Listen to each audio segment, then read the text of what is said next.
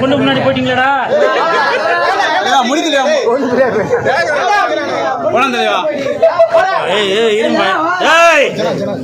இது வரைக்கும் வந்த கண்டென்ட்டை விட இதில் தான்ப்பா முக்கியமான வீடியோஸ்லாம் வரும், புரியுதுங்களா? நீ அங்கே யார் அந்த பொண்ணை பார்த்தீங்கன்னா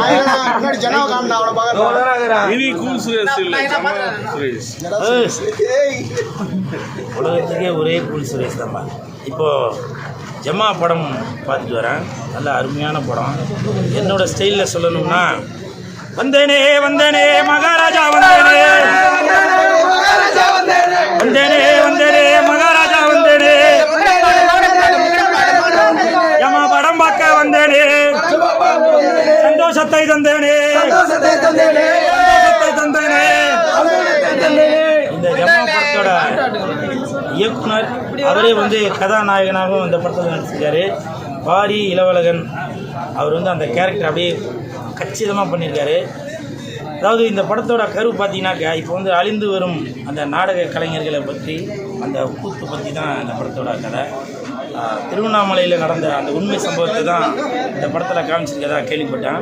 அது மட்டும் இல்லை, திருநங்கைகள் மூன்றாம் பாலினத்தவர், தெய்வத்துக்கு சமமான அந்த மூன்றாம் பாலினத்தவரை சில பேர் இப்போ வந்து கிண்டல் பண்ணுறாங்க.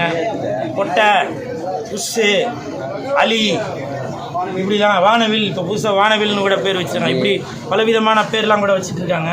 ஸோ அந்த தெய்வத்துக்கு சமமான அந்த திருநங்கைகளை போற்றும் விதமாக இந்த படம் வந்து அவர்களுக்கு சமைப்பிற்கும் விதமாக இயக்குனரும் தயாரிப்பாளர் அவர்கள் அனைவருக்கும் என் மனமார்ந்த வாழ்த்துக்கள்.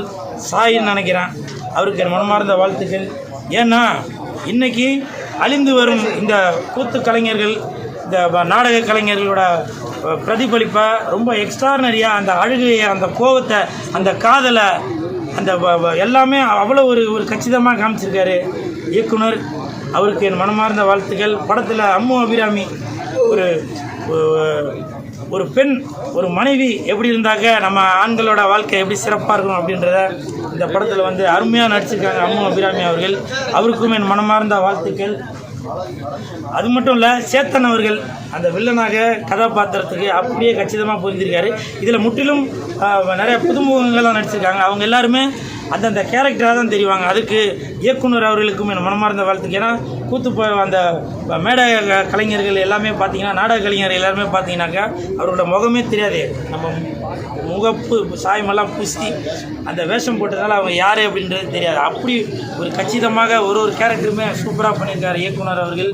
அப்புறம் படத்தோட இசை இளையராஜா சார் அவர்கள், அவர் வந்து இந்த படத்துக்கு வந்து முதுகெலும்பு, அப்படி ஒரு அற்புதமான இசையை கொடுத்துருக்காரு இளையராஜா சார் அவர்கள். இன்றைய இளைய தலைமுறைக்கு ஈக்குவலாக கொடுத்துருக்காரு. அவர் இளையராஜா மட்டுமல்ல, அவர் இமயத்தின் ராஜா. அவர் இளையராஜா மட்டுமல்ல, இசையின் ராஜா. இளையராஜா மட்டுமல்ல, இளைஞர்களின் மனதில் பூந்த ராஜா. அப்படி ஒரு கச்சிதமாக இசையை கொடுத்திருக்காரு. அவருக்கு என் மனமார்ந்த வாழ்த்துக்கள். அது மட்டும் இல்லை, இந்த படத்துக்கு கண்டிப்பாக அவார்டு கொடுக்கிறது கன்ஃபார்மு. மத்திய அரசு, மாநில அரசு, மத்திய அரசு, மாநில அரசு, மத்திய அரசு, மாநில அரசு, ஜமா படத்துக்கு விருது கொடு, ஜமா படத்துக்கு விருது கொடு, மத்திய அரசு, மாநில அரசு, ஜமா படத்துக்கு விருது கொடு. படத்தை பாருங்க, என்ஜாய் பண்ணுங்க. ஒரு டவுட்டு, இப்போ நீங்கள் எல்லா படத்துக்கும் வந்து ஒரு வேஷம் வந்து போட்டு வரீங்க. ஆமாம், உங்களுக்கு வந்து எந்த படத்துலையும் வேஷம் கொடுக்க மாட்டேங்கிறாங்க. இதுதான்ப்பா உலகம். புரியுதா? இப்போ வானத்திலேருந்து மழை பொழியுது இல்லையா? அந்த மழை பொழியுது வந்து மக்களுக்கெல்லாம் நன்மை தருது. நீங்கள் திரும்பி மழைக்கு நீங்கள் என்ன திரும்பி தரீங்க? ஒன்றும் இல்லை. திருப்பி இங்கே இருந்தானே தண்ணி எங்கேருந்து போகுது? கடல்ல. இப்போ கண் வழியாக போதா இல்லை, காது வழியாக போதா இல்லை. அந்த மாதிரி தான் நான் வந்து மழையாக பொழிந்து கொண்டு இருக்கிறேன், நீங்கள் எல்லாம் பயன் அடைஞ்சு கொண்டு இருக்கீங்க. சரிங்களா?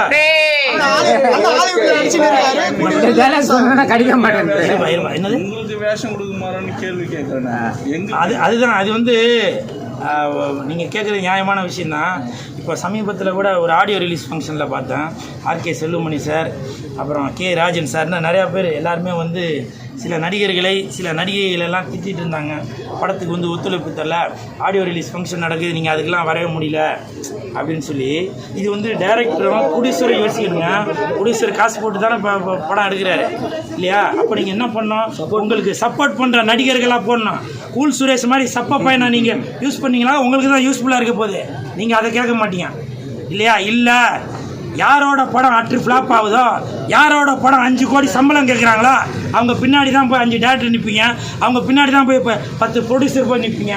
கரெக்டாக இல்லையா? உங்கள் காலை சுற்றி வருதுன்னு பார்த்தீங்களா நாய்க்குட்டி, அதுக்கு சோறு போட்டு வளங்க. அது உங்கள் மேலே ஒரு பாசமாக இருக்கும், நன்றியோடு இருக்கும். கொத்துற பாம்புக்கு நீங்கள் பால் ஊற்றுனீங்கன்னா கொத்த தான் செய்யும். விரைவில் நான் இன்னமும் மனசுக்குள்ளே தாங்க இருக்காரு. எஸ்டிஆர் கூட சேர்ந்து நான் நடிக்க மாட்டேன், வாழ்வேன். புரியுதுங்களா? தாய் கூடயும் தந்தை கூடயும் யாருமே நடிக்க மாட்டோம், வாழ்வோம். அந்த மாதிரி தான் எஸ்டிஆர் கூட சேர்ந்து நான் எப்பவுமே வாழ்ந்துக்கணும். பிக் பாஸ் சைட் ஆரம்பிக்க போது நீங்கள் போய் எல்லாரும் என்கரேஜ் பண்ணீங்களா? கண்டிப்பாக. ஏன் இப்போ என்கரேஜ் பண்ணிட்டு தானே இருப்பேன். பிக் பாஸ் போய் தான் என்கரேஜ் பண்ணணும்ல.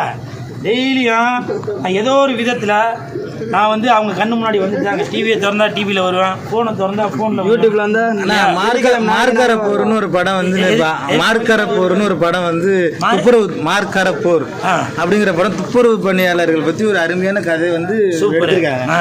அந்த படத்தில் நடிச்ச நடிகை வந்து எனக்கு 3 லட்சம் ரூபா கொடுத்தாதான் நான் வந்து ஆடியோ ப்ரொமோஷன். அந்த படமா 3 நாளைக்கு முன்னாடி அபர்ணதி நடிகை அபர்ணதி இப்படிதான் சார்.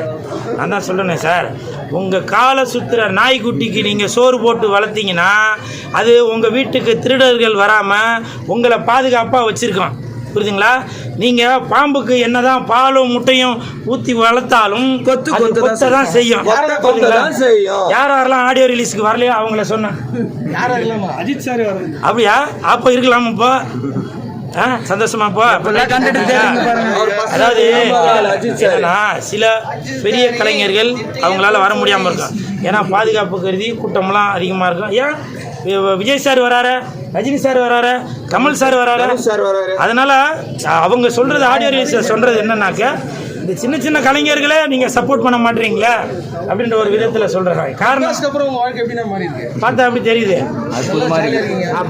பிக் பாஸுக்கு முன்னாடியும் சரி, பிக் பாஸுக்கு முன்னாடியும் சரி ஜாலியாக தான். புரியுதா? மாசா கிட்டா தான் 3 படம் ஹீரோவாக நடிக்க போகிறேன். அதுக்கான விரைவில் அறிவிப்பு, விரைவில் எல்லா அறிவிப்பும் உண்டு. சரிங்களா? நன்றி.